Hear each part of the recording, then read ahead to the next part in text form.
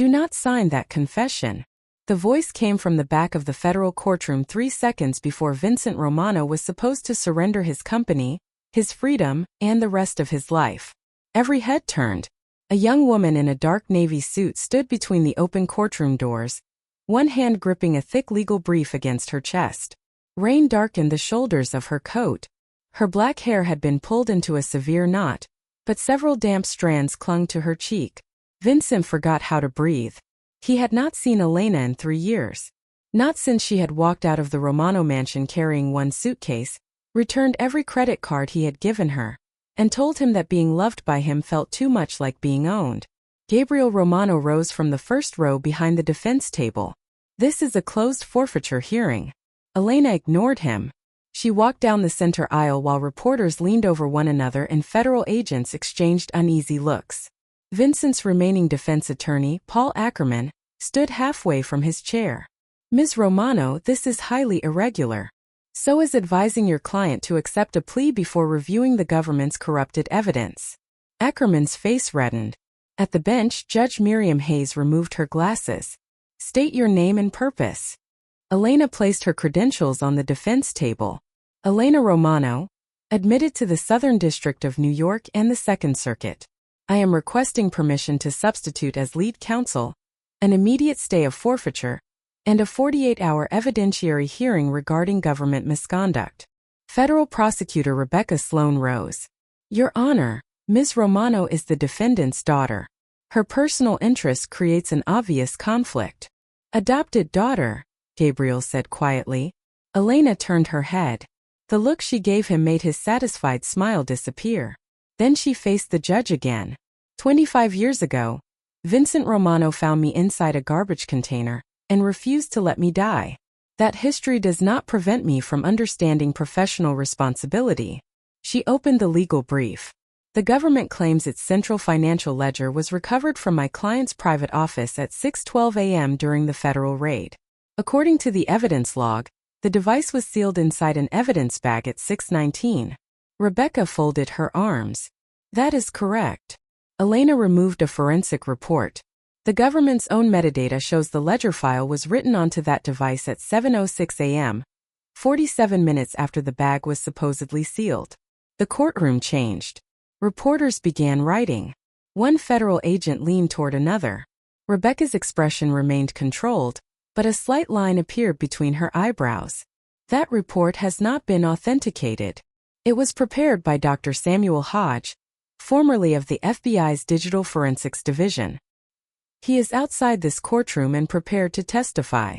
Judge Hayes looked toward the prosecution. Ms. Sloan, we need time to evaluate the claim. That is precisely what I am requesting, Elena said. The government wants this court to authorize the seizure of Romano holdings before the central evidence has been tested. That seizure would freeze payroll, halt hospital and construction contracts, and place thousands of employees at risk. Gabriel leaned toward Vincent. Sign the plea, he whispered. She cannot stop this. Vincent looked at the daughter he had once carried through a blizzard. She already has. Elena heard him.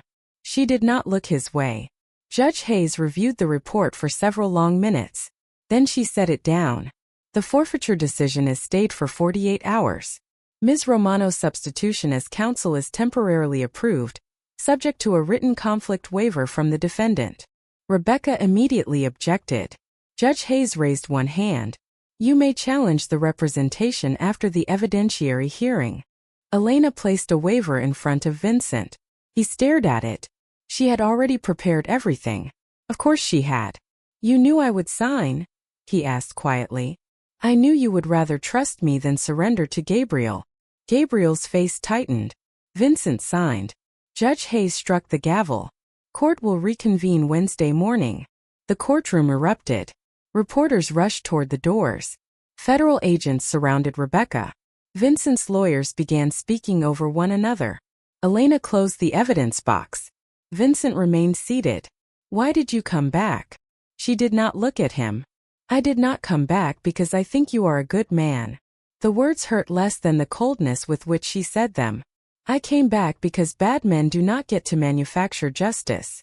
Rebecca approached the defense table. Her heels struck the floor with precise, angry rhythm. You embarrass my office. Elena met her gaze. Your office accepted evidence that appeared after your agents sealed the scene. Careful. I am being careful. That is why we are still talking instead of filing a motion for sanctions. Rebecca's jaw tightened. Then she placed a witness list on the table. You should prepare yourself. Elena glanced at the first name. Marco Salvi. Vincent's oldest friend. The man who had helped raise her. The man who once taught her how to ride a bicycle in the driveway and stayed awake beside her hospital bed when she had pneumonia. The government's star witness. Elena's expression did not change. Vincent saw her fingers tighten around the paper. Marco would never testify against me, he said. Rebecca looked at him with something close to pity. He already has.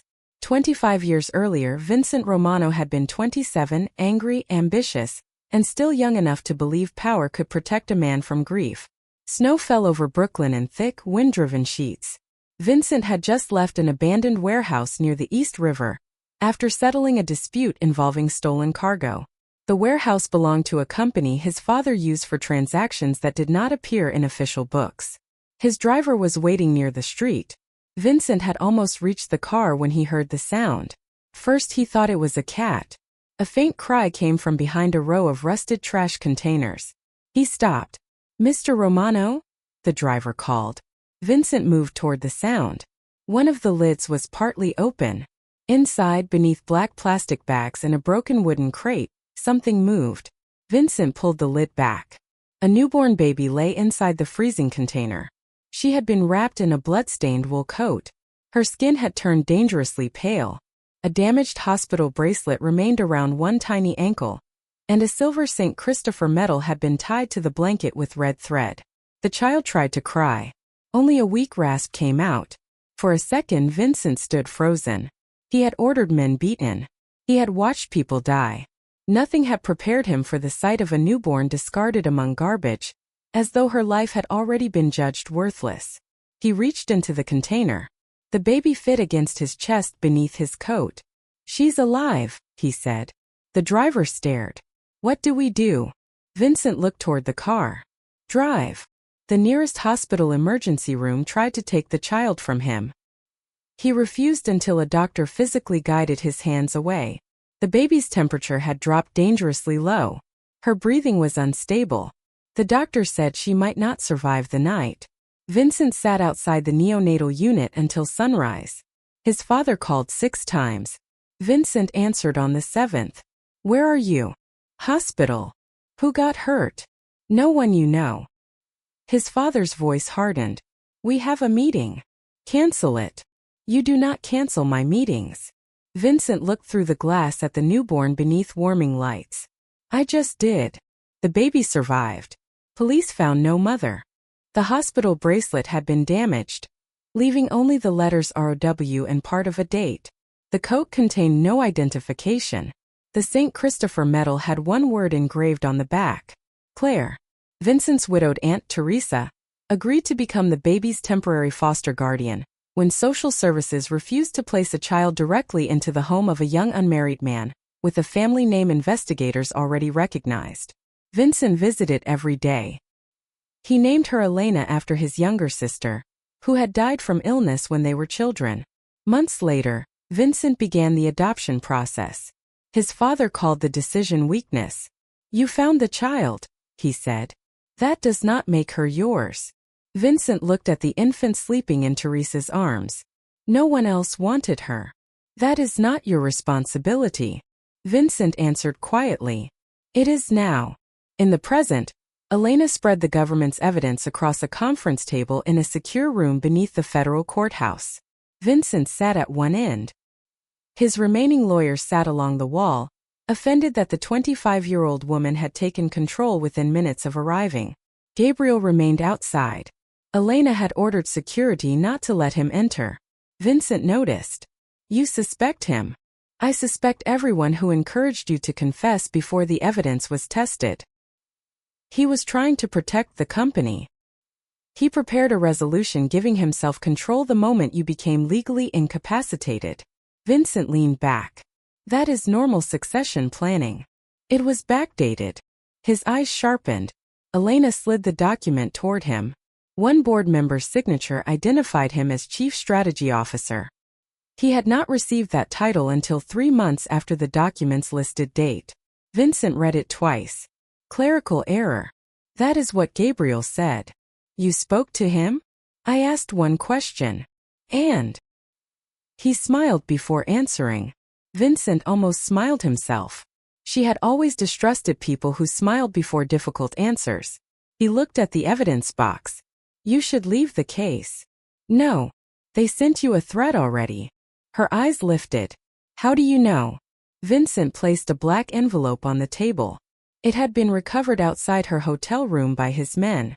Inside was a photograph of the garbage container where he had found her. Beneath it someone had written, "You survived once. Do not expect it to happen again." Elena stared at the image. She had seen photographs of the warehouse before, but never the exact container. Where did they get this? The original police file. That file disappeared. Yes. You told me there was no file. I told you there was nothing useful in it. That is not the same thing. Vincent rubbed one thumb against the signet ring on his right hand. Elena noticed. She always noticed. What else did you hide? This is not the time. It is exactly the time. He looked toward the lawyers. Leave us. They obeyed. When the door closed, Elena folded her arms. 3 years ago, I learned that you pressured Judge Halpern to give me a clerkship. I asked him to read your application. You told him his construction permits might face delays. He read the application. I earned the position. Yes. But because of you, I will never know whether earning it mattered. Vincent's expression hardened. You were the best candidate. Then you should have trusted that. I wanted to make sure no one ignored you because of my name. You made sure they could never evaluate me without it. He said nothing. Elena continued. I also found sealed adoption documents in your private archive. My biological mother's name appeared on them. Possible biological mother. You never told me. Because the people connected to her death were alive. You decided I could not handle the truth. I decided I would not put a target on you. Elena lifted the threat photograph. The target was already there. Vincent looked away. She lowered her voice. You cannot protect me by controlling everything I am allowed to know. I found you dying in the snow. I know. I spent 25 years making sure no one could throw you away again. And you never understood that a locked house is still a place someone cannot leave. The words landed between them. Vincent's face changed, but he did not defend himself. Elena gathered the evidence. From now on my security answers to me. No. She looked at him. Then find another lawyer. His jaw tightened. You select the team, he said. I receive emergency updates. No private reports about where I go or who I meet. If there is a verified threat. Emergency updates only. He hated the condition. He agreed. It was the first time Elena saw him choose cooperation before fear forced the lesson. That night, someone entered her secure apartment. The alarm did not activate. Nothing expensive was stolen. The laptop remained on the desk. Cash remained in a drawer. The only missing item was the St. Christopher medal Vincent had found tied to her blanket. Whoever entered knew exactly what mattered. At the emergency forfeiture hearing, Rebecca Sloan stood before the court with the confidence of someone accustomed to controlling the narrative. Romano Holdings is not a collection of independent businesses, she argued. It is a financial structure created through racketeering, violence, and illegal proceeds. Elena did not attempt to defend Vincent's entire history. She knew better. Vincent had bribed officials. He had protected violent men. He had built parts of his empire with money no legitimate bank would have accepted. But the government was not asking only to punish him. It was asking to seize hospitals, hotels, construction firms, shipping companies, pension accounts, and payroll systems that had operated legally for more than 15 years. Elena called a forensic accountant. He explained that 7 Romano subsidiaries produced independently audited revenue, paid taxes, maintained outside investors, and had no financial connection to the crimes alleged in the indictment. Rebecca challenged him. Are you claiming Romano Holdings was entirely legitimate? No. Then criminal money entered the structure. Decades ago, yes. And therefore the companies are contaminated. The accountant looked toward the judge. By that standard, half the oldest corporations in America would be forfeited because of what previous generations did. Elena stood. Objection to argument disguised as a question. Sustained. Then she called the government's digital analyst. He was young, careful, and clearly uncomfortable. Elena placed the evidence log on the screen. The drive was discovered at 6:12? Yes. Bagged at 6:19? Yes. Who sealed it? Agent Keller. Were you present? No. When did you receive it? 7:34. Did you photograph the drive inside Mr. Romano's office? No. Did anyone? Not that I am aware. Was the evidence storage area secure between 6:19 and 7:06? It should have been. That was not my question. Rebecca stood. Objection. Argumentative. Overruled, Judge Hayes said. Answer. The analyst swallowed. The temporary evidence room camera failed during that period. How long? 52 minutes. Who had access? Several agents. Agent Keller? Yes. Elena displayed the metadata. The ledger file was written at 7:06? Yes. After the drive was supposedly sealed? Yes. Did you report that inconsistency? I included it in my technical notes. Was it included in the final evidence summary provided to the defense? He looked toward Rebecca. No. The courtroom stirred. Rebecca's face had become still. Elena continued. Any fingerprints connecting Vincent Romano to the drive? No. DNA? No. Original file creation history? Unavailable. Because the metadata was wiped. When? Before I received it. Elena returned to counsel table. No further questions. Judge Hayes denied the government's request for total forfeiture. Only 3 subsidiaries directly tied to disputed transactions would remain frozen. Payroll resumed. Employee medical coverage resumed. Construction projects could continue. Outside the courthouse, reporters surrounded Elena. Do you believe your father is innocent? Innocence was not the question before the court today. Is Vincent Romano a criminal? My client is entitled to a trial based on real evidence. Did he adopt you to create sympathy? Elena stopped. Cameras moved closer. My father found a newborn in freezing weather and took her to a hospital. Whatever else he has done, that act was not a public relations strategy. She walked away. Vincent watched from the courthouse steps. Pride rose in him. So did fear. She was becoming visible to enemies who had once known her only as the protected daughter behind gates and guards. That evening, Elena received an old newspaper clipping. Young accountant missing. Newborn daughter also feared dead. The photograph showed a woman in her 20s. Dark hair. Serious eyes. A slight curve at the corner of her mouth. Elena's own face looked back at her from 25 years earlier. The woman's name was Claire Rowan. Claire Rowan had worked as a forensic accountant for Atlas Maritime, a shipping company partly controlled by the Romano family. She disappeared 3 days after telling a colleague that she had discovered a laundering network involving union accounts, port contracts, and shell companies connected to the Vail organization. Her newborn daughter vanished the same night. Elena spread the records across Vincent's dining table. The Romano mansion looked unchanged from the day she left. Same dark wood. Same family portraits. Same guarded windows. Her bedroom remained exactly as it had been, which felt less like love than evidence that Vincent had refused to accept her absence. You knew, she said. Vincent stood across from her. I suspected. The bracelet said Rowan. Only part of the name. The medal said Claire. That did not prove anything. You investigated. Yes. And found what? Vincent looked toward the window. Claire discovered money moving between Atlas Maritime and the Vail family. My father knew about some of it. Was he involved in her death? I do not know. Was Gabriel's father? Vincent's silence answered. Elena's stomach tightened. You stopped investigating. Someone fired 6 rounds into your bedroom. She stared at him. You were at boarding school.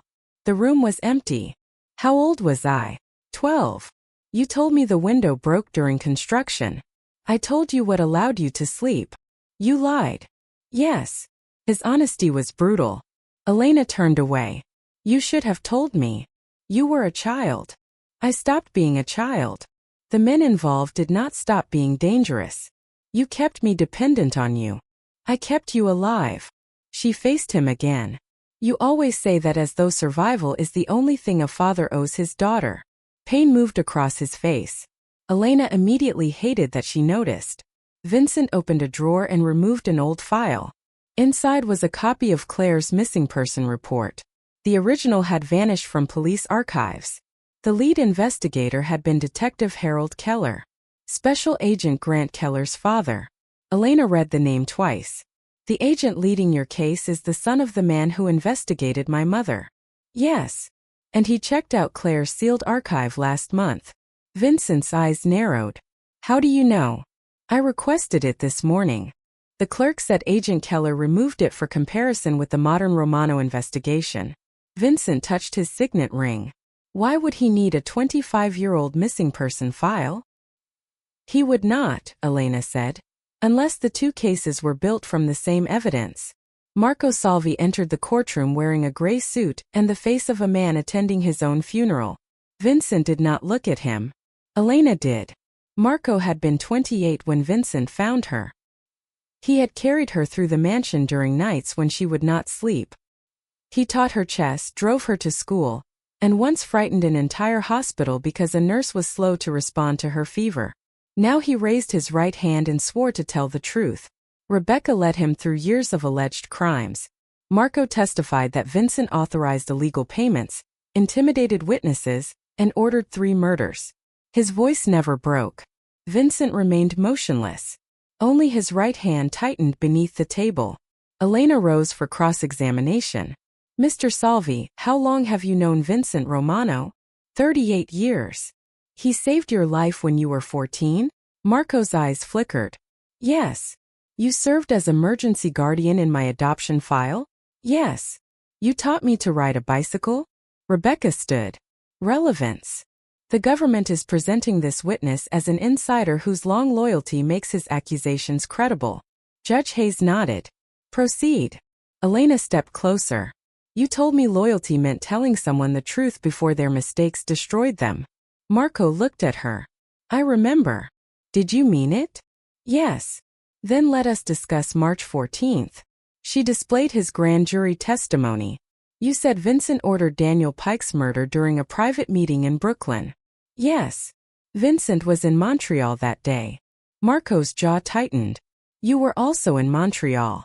Rebecca looked toward her files. Elena displayed hotel records, airport surveillance, and photographs from a funeral. Marco had stood beside Vincent for the entire afternoon. The order came by phone, Marco said. No call occurred between your devices. Encrypted phone. Which platform? Marco hesitated. I don't remember. You remember a murder order but not the device? I used many devices. Describe it. It was black. Several jurors looked at one another. Elena continued. Did Vincent say the victim's name? Yes. What exact words did he use? Marco looked toward Gabriel. Only once. Less than a second. Elena saw it. So you cannot remember the platform, the number, or the device, she said. But you remember a perfect confession. Rebecca objected. Judge Hayes allowed the answer. Marco looked at Vincent. Then away. I remember what mattered. After court, Elena searched Marco's financial records. His adult son, Anthony, owed nearly $4 million to illegal gambling operations. The debt had been purchased by a company controlled by Dominic Vale. Security footage showed Gabriel meeting Anthony 2 weeks before Marco agreed to testify. Elena arranged a private conversation through Marco's attorney. Marco sat behind a glass partition in a secure witness room. You are protecting Anthony, Elena said. He did not respond. Gabriel paid his debt. Silence. Then threatened to kill him. Marco's eyes closed. Tell the truth in court. I cannot. Why? Because your father is safer in prison. Elena stared at him. Marco leaned closer. If Gabriel controls the company, Vincent will be dead within a week. You think prison protects him? Keller promised protective custody. Keller is corrupt. Marco's face changed. You do not know that. I know he planted the ledger. Fear entered Marco's eyes. Not fear for himself. For Vincent. You should leave the case, he whispered. No. Elena. You taught me not to abandon people because the truth becomes dangerous. He laughed without humor. I taught you too well. A black SUV struck Elena's car on the Brooklyn Bridge 2 days later. Her driver kept the vehicle from crashing through the barrier, but the impact sent Elena against the door. She woke in a hospital with a fractured wrist and Vincent arguing with a doctor in the hallway. He entered the room carrying enough rage to frighten the machines. You are moving to the safe house. No. This is not a discussion. Then leave. He stopped. Elena lifted her bandaged arm. My security team answers to me. They failed. They saved my life. They allowed the vehicle close. It had diplomatic plates. I will replace them. No. Vincent's voice rose. You value independence more than survival. And you value control because fear makes you feel helpless. His face hardened. Elena continued. If you lock me away every time you are afraid, I will never have a life. You nearly died. I know. You say that as though it means nothing. It means I choose stronger security. He waited. Selected by me, she said. Tracking controlled by my office. No reports about private meetings. You receive only emergency alerts. Vincent looked toward the window. Every instinct told him to refuse. He remembered the night he found her in the snow. The monitors. The doctor saying she might die. For 25 years, fear had always sounded like one command. Hold tighter. He looked back at her. Agreed. The word cost him. Elena heard that. Investigators recovered blue paint from the SUV. The color was used exclusively on vehicles belonging to Romano Freight, a subsidiary controlled by Gabriel. Gabriel claimed the SUV had been stolen. Elena's laboratory results arrived the same afternoon. Several financial ledgers presented as recent evidence had been printed on paper manufactured more than 20 years earlier. The ink contained a solvent discontinued in 2002. Elena compared the symbols with surviving pages from Claire Rowan's work. Same abbreviations. Same account marks. Same unusual way of writing sevens. Someone had taken Claire's old investigation, changed names and dates, and used it to manufacture a modern criminal case against Vincent. The source documents could only have come from the sealed Romano archive. Only 3 people had access. Vincent, Gabriel, Marcus Hale, the chief financial officer.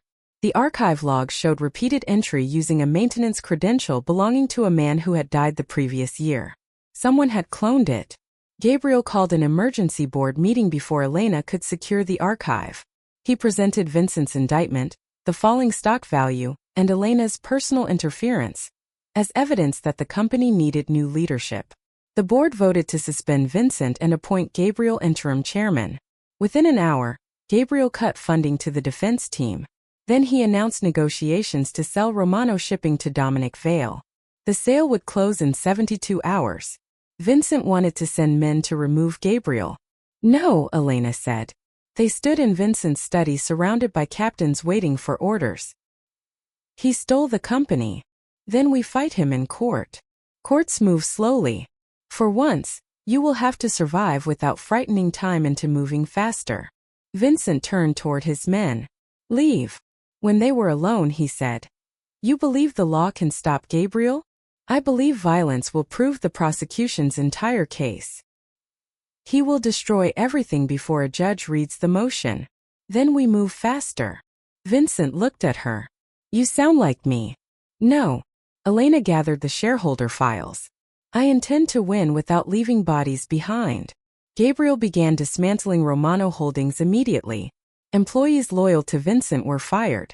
A foundation supporting injured workers' families was closed.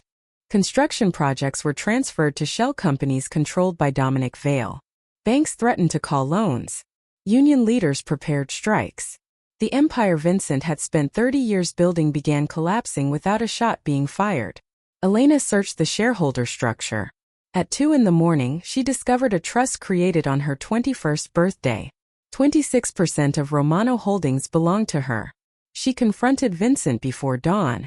You gave me company shares. Yes. Without telling me. They were in trust. I had voting rights. You were in law school. That is not an answer. I wanted you financially independent. A hidden choice is not independence. Vincent looked tired. If I told you, you might have sold them. That was my right. You might have left permanently. Elena's anger faltered. There it was. Not financial strategy. Fear. Vincent looked toward the city beyond the windows. I spent my life making sure no one could take you from me.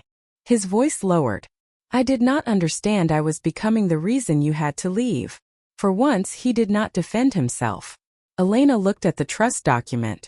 We can block Gabriel's sale. You will use the shares? Yes. You always said you wanted nothing from the company. I want the employees protected. A faint smile touched his face. That sounds like something Claire might have said. Do not turn my mother into a story you control. The smile disappeared. You are right. Elena filed for an emergency civil injunction. Gabriel's lawyers argued she had abandoned the Romano family and was exploiting a forgotten trust to interfere with management. Elena presented the executed transfer documents. The judge blocked the veil sale pending review. Gabriel lost 72 hours. For the first time, he looked frightened. That evening, Rebecca Sloan contacted Elena privately. They met in an empty church basement beneath the protection of 2 federal marshals Rebecca trusted. The evidence reports do not match the raw files, Rebecca said. You knew. I suspected after the forfeiture hearing. And continued prosecuting. I needed proof. You needed a conviction. Rebecca accepted the insult. Senior officials want this case finished. Vincent Romano is politically valuable. So justice is useful only when it makes headlines. Rebecca looked at her. I am here, am I not? Elena placed Claire's copied ledgers on the table. The modern documents were built from these. Rebecca examined them.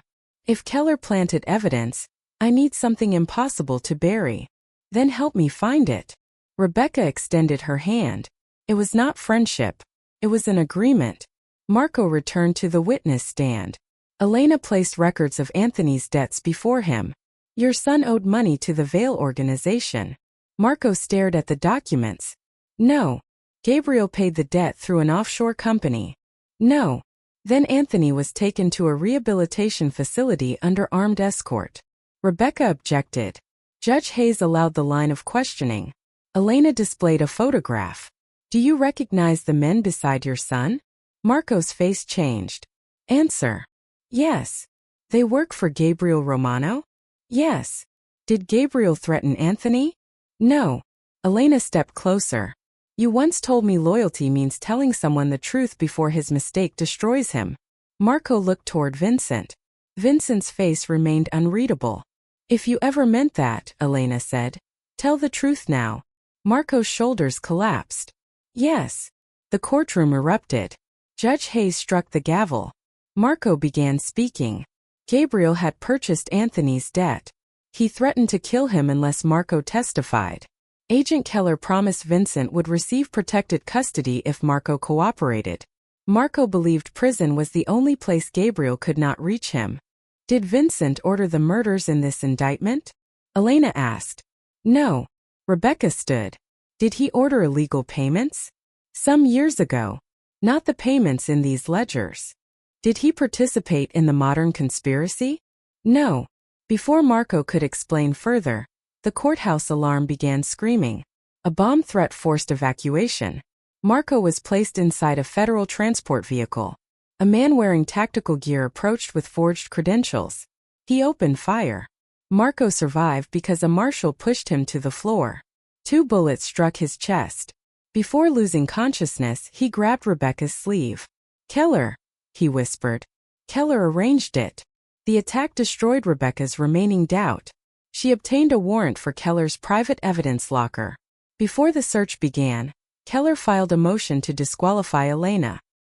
He argued she was now a potential witness because Claire Rowan's identity was central to the case. Judge Hayes temporarily removed her from counsel table. Vincent's replacement lawyers urged him to accept another plea. He refused. "The government is offering 12 years, one attorney said. "You may not get another chance." Vincent looked toward Elena sitting behind the defense rail. She is the first person in this courtroom who asked whether the evidence was true before asking whether convicting me would be useful. Judge Hayes denied the plea discussion. Rebecca's investigators opened Keller's locker. Inside, they found Elena's stolen St. Christopher medal. They found drafts of altered evidence logs. They found photographs of Gabriel meeting Dominic Vale. They found cash. Keller disappeared before agents reached his home. The same evening, documents reached every major news network. They claimed Vincent had ordered Claire Rowan's murder and adopted Elena to control the only surviving witness. The public story became simple.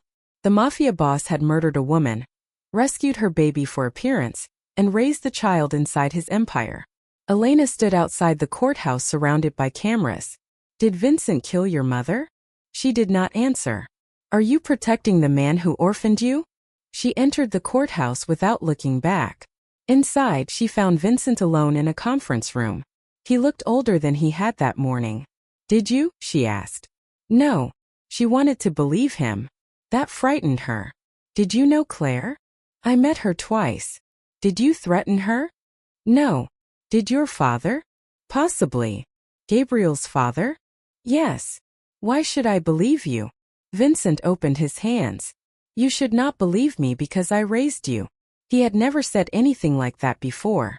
"Believe records, witnesses, evidence. If they prove I killed her, let me go to prison." Elena stared at him. "What if they prove you knew more than you told me? Then you decide whether I still deserve to be your father." The hospital where Vincent had brought Elena as a newborn had changed names twice and survived one fire. Most records were gone. A retired supervisor named Margaret Bell remembered the night. "A young man in a blood-stained coat," she said. "He frightened everyone. That sounds like him." "He refused to leave the baby." Margaret directed Elena toward a warehouse containing old carbon copy intake books. The original record remained inside a damaged box. Vincent Romano arrived at 2:17 a.m. He called emergency services before entering. The child wore Claire Rowan's damaged hospital bracelet. Detective Harold Keller collected the bracelet, blanket, and medal later that morning. The intake nurse also recorded that Vincent repeatedly demanded police search the neighborhood for the child's mother. He had not known Claire was dead. Another record mentioned a sealed envelope delivered to the hospital several days earlier. It had been addressed to "the person who protects my daughter." The envelope had never been opened. Inside was Claire Rowan's handwritten statement. She had discovered laundering through Atlas Maritime. Gabriel's father and Dominic Vale controlled the operation. Detective Harold Keller was protecting them. Claire wrote that Vincent had attempted to remove illegal accounts from the company and had no knowledge of her evidence. She believed he might be the only Romano willing to protect a child from the family. Elena read the letter twice. The words blurred. Claire had not known Vincent would find the baby. She had only hoped someone like him might. The judge restored Elena as counsel because the hospital records could be authenticated independently. Then a fire broke out at the original Romano warehouse. An elderly employee named Luis Ortega entered the burning archive room before firefighters arrived. He emerged carrying a fireproof box. Inside were Claire's original ledgers, the documents used to manufacture the federal case. The final evidentiary hearing drew national attention. Elena called a paper expert. He testified that the modern Romano ledgers had been created by scanning and reprinting Claire's original pages. Microscopic marks from an old photocopier appeared beneath altered dates. Several listed banks had closed years before the alleged transactions. Then Elena called an audio analyst. The recordings of Vincent ordering murders had been assembled from separate conversations. Background noise shifted between words. One sentence contained fragments from 3 different years. Rebecca Sloan rose when the defense finished. "Your Honor, the government has an ethical obligation to correct false evidence." The courtroom became silent. She moved to suppress the ledgers and recordings. Judge Hayes looked at her. "You are joining the defense motion?" "I am joining the truth." Federal agents captured Keller at a private airfield before he could leave the country. He entered court in restraints. Elena cross-examined him. You recovered the digital ledger from Vincent Romano's office? Yes. You sealed it at 6:19? Yes. The file appeared at 7:06. The timestamp was corrupted. You failed to mention that. I relied on technical staff. The technical staff included it in their notes. Keller remained silent. Elena placed his father's old evidence logs beside his current reports. Same numbering errors. Coincidence. Same chain of custody gaps. Administrative practice. Same evidence checked into storage before official collection. Keller looked toward the jury. Elena held up the St. Christopher medal. This was found in your locker. I recovered it during the investigation. There is no evidence log. It was overlooked. You stole it from my apartment. No. You also removed Claire Rowan's file. For comparison. And used her work to manufacture evidence against my father. Keller's face tightened. Elena turned toward the judge. The missing infant in Claire Rowan's case was me. The courtroom erupted. Judge Hayes struck the gavel repeatedly. Elena waited. Then she continued. She did not ask for sympathy. She gave dates. The hospital bracelet. The intake record. Claire's letter. The original ledgers. Gabriel's archive access. Keller's altered reports. The blue vehicle paint. The backdated board resolution. Every fact formed one structure. Gabriel framed Vincent to seize Romano Holdings. Keller protected the secret his father had buried. Dominic Vale financed the operation. Marco returned in a wheelchair. He identified Gabriel as the man who ordered him to lie. Marcus Hale, the chief financial officer, admitted Gabriel forced him to backdate the emergency resolution. Gabriel rose and moved toward the door. Federal agents blocked him. You cannot arrest me based on this circus. Rebecca stepped into the aisle. Gabriel Romano, you are under arrest for conspiracy, obstruction, witness tampering, attempted murder, and evidence fabrication. Dominic Vale was arrested at a private marina the same morning. Judge Hayes suppressed the corrupted evidence. She dismissed the murder charges and the modern RICO counts. She denied total forfeiture. Romano Holdings survived. The courtroom exploded in noise. Vincent remained seated. Judge Hayes looked directly at him. A fabricated case does not make you a saint, Mr. Romano. No, Your Honor. This court is not absolving your past. I understand. It is refusing to punish you for crimes someone else manufactured. Vincent glanced at Elena. That is more justice than men like me usually expect. Victory gave Vincent choices. Several captains wanted Gabriel killed before trial. One offered to arrange an accident inside federal custody. Vincent dismissed them. Elena entered his study while the last man was leaving. What did they want? You know. And I said no. She studied him. Because of me? Because death would hide the conspiracy. That sounds almost responsible. I am trying not to be offended. She placed a restructuring proposal on his desk. Romano Holdings would separate legitimate businesses from remaining criminal operations. Independent directors would oversee finances. Workers would receive protected pensions and a legal right to leave. Violent captains would be removed. The company would cooperate with investigations into Dominic Vale. Vincent read the proposal. You want me to surrender control. I want you to stop calling people family when they cannot leave. He looked at the pages. If I refuse, I leave again. Would you testify? If necessary. Vincent's jaw tightened. Then he signed. Rebecca negotiated an agreement preserving the legitimate companies while continuing investigations into provable historical crimes. Vincent received no immunity for bribery, illegal payments, or obstruction he had actually committed. He agreed to cooperate. Thousands of employees kept their jobs. The hospitals remained open. The construction projects continued. The shipping company entered federal monitoring. Elena became temporary chair of the restructuring committee. She refused permanent control. I did not save your empire, she told Vincent. No. I saved the people trapped inside it. Vincent looked through the glass wall at employees returning to work. Then you saved the only part worth keeping. He gave her the sealed adoption file. No conditions. No explanation about when she should read it. For once, he simply placed the truth in her hands. Inside was the hospital bracelet, Claire's photograph, the original foster application. Under the question, "Why do you wish to care for this child?" 27-year-old Vincent had written one sentence: "Because everyone else has already thrown her away." Elena covered her mouth. Vincent stood near the window, giving her space. "You should have told me everything," she said. "I know. You do not get to hide things from me again." "I know." She took his hand. It was not complete forgiveness. It was more honest than forgiveness had ever been between them. 2 years later, Romano Holdings was smaller. It was also legal. Employees elected representatives to the board. Former criminal properties were sold to fund victim compensation. Vincent no longer ruled from a private office surrounded by armed men. He still attended meetings. He still frightened people without intending to. But independent directors could overrule him, regulators reviewed the books, and Elena had arranged the governance structure so no single person could control everything again. She did not work for the company.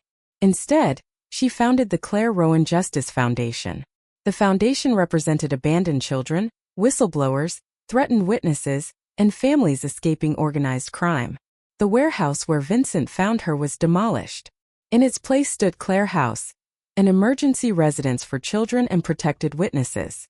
At the opening ceremony, reporters surrounded Vincent. "Do you consider yourself the man who saved Elena Romano?" Vincent looked toward his daughter standing beside the entrance. "No." The reporters waited. "I carried her out of the cold," he said. "That was one night." He watched Elena kneel beside a frightened child and explain where the bedrooms were. "She spent the next 25 years teaching me what kind of man deserved to be called her father." Later, Elena visited the federal courtroom where she had defended him.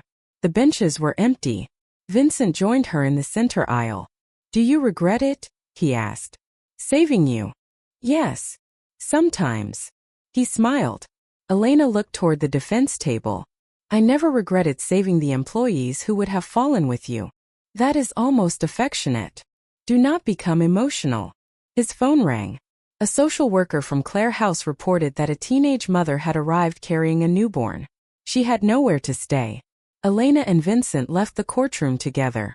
At Claire House, the young mother sat in the lobby holding the baby against her chest. "I'm sorry," she kept saying. "I don't have money. I don't know what to do." Elena sat beside her. "You came here before leaving your child alone." The girl began crying. "That means you already made one brave decision." Elena took the newborn carefully. Vincent stood several feet away. For a moment the years disappeared. He saw snow falling behind a Brooklyn warehouse. A bloodstained coat. A child too cold to cry loudly. Back then, Vincent believed rescue meant carrying someone away from immediate danger. Elena taught him that rescue was not one act. It was truth when truth was painful. Choice when control felt safer.